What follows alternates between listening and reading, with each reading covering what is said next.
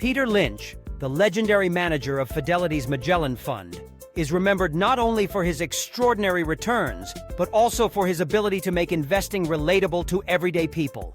His famous mantra, "Buy what you know," encouraged ordinary investors to trust their observations of the real world. The idea sounds straightforward.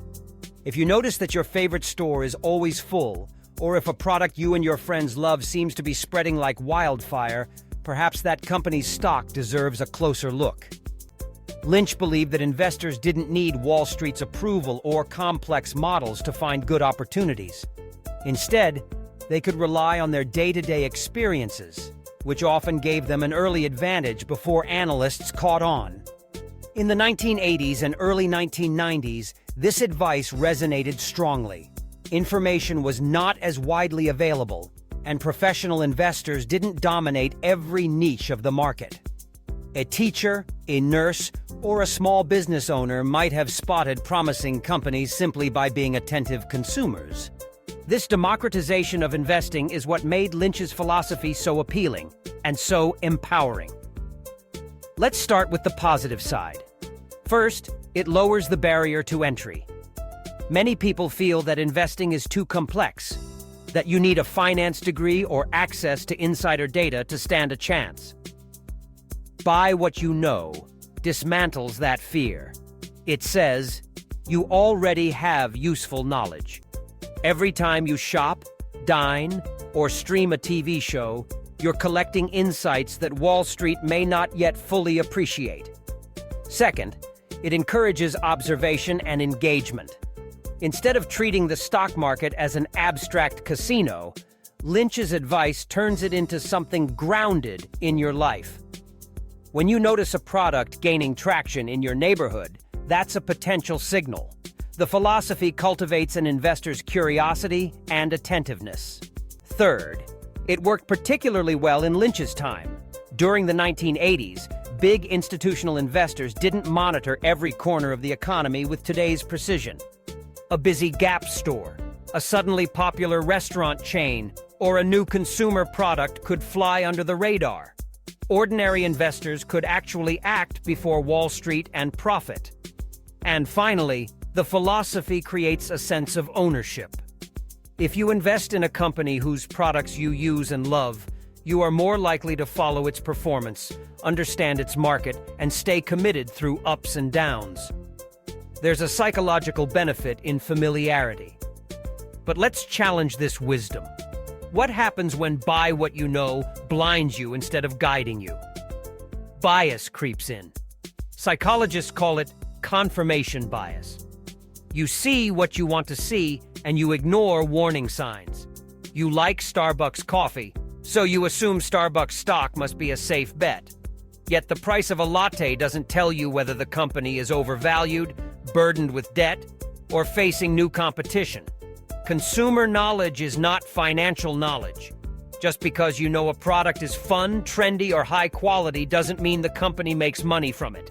Plenty of well-loved businesses have operated at a loss. Movie theaters, streaming platforms, and airlines have all had periods where customers were plentiful, but profits were scarce. The age of information has changed the game.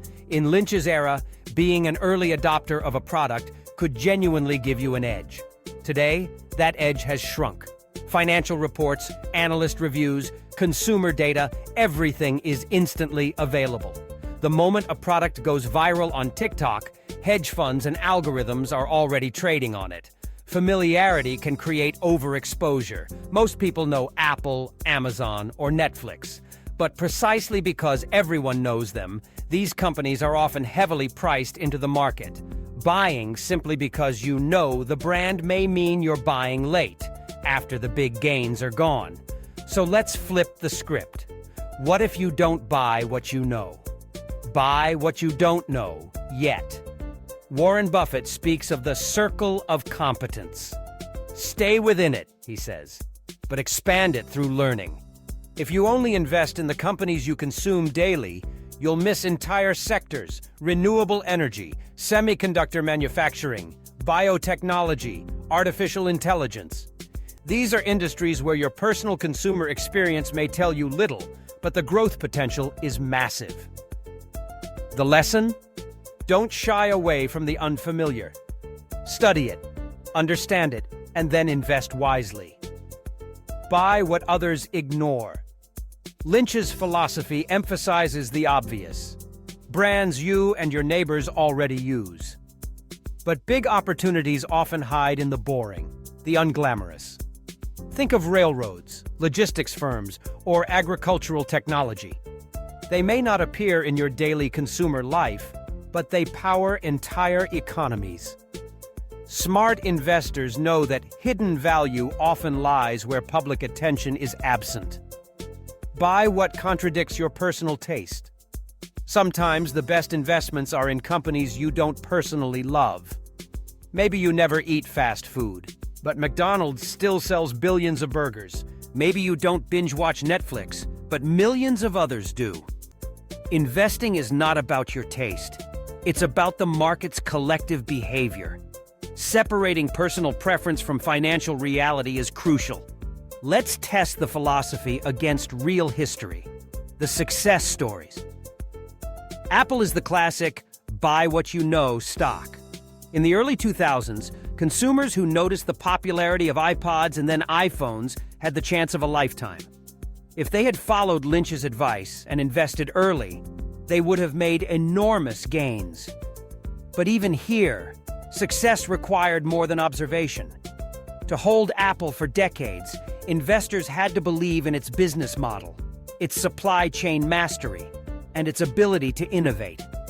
Knowing the product was just the beginning, the failure stories.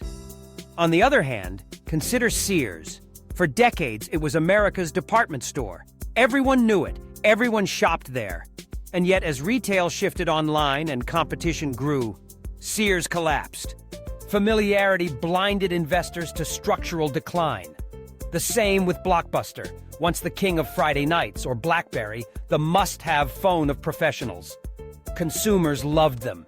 Investors who followed buy what you know without deeper analysis lost badly. The lesson: familiarity is not enough.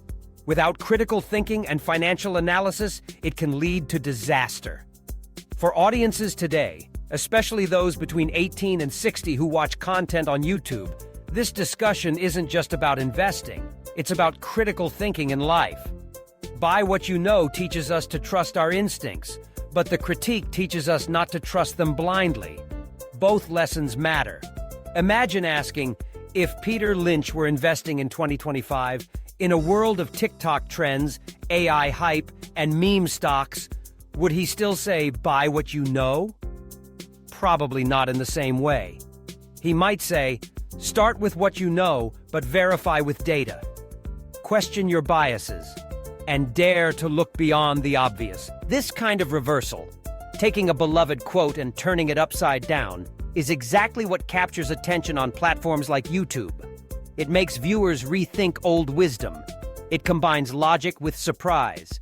And it shows that financial lessons are not static. They must evolve with the times. So, what remains of Peter Lynch's mantra? Buy what you know is not wrong. It's a starting point. It tells us, don't ignore the signals in your daily life. If you see something gaining momentum, that's worth attention. But then comes the harder part. Check the numbers. Study the industry cycle. Challenge your personal bias. Compare the company's story with its financial reality. And most importantly, step outside your comfort zone. The companies that transform the future may not be the ones you interact with daily. They may be in sectors you barely understand, until you take the time to learn. The true modern translation of Lynch's wisdom might be, start with what you know, but don't stop there. Let curiosity lead you deeper. Let data test your intuition, and let courage push you into the unknown. If this perspective made you pause and think, that's the whole point. Financial wisdom isn't about memorizing quotes. It's about questioning them, stress testing them, and adapting them to today's world. If you enjoyed this breakdown, hit the like button and subscribe to Beyond the Quote. And more importantly, I want this channel to be a conversation, not a monologue. What ideas, what famous quotes, what life or investing philosophies do you want me to dissect next? Drop your suggestions in the comments below. I read them all, and your ideas will shape future episodes. Until next time, keep questioning, keep learning, and keep looking beyond the quote.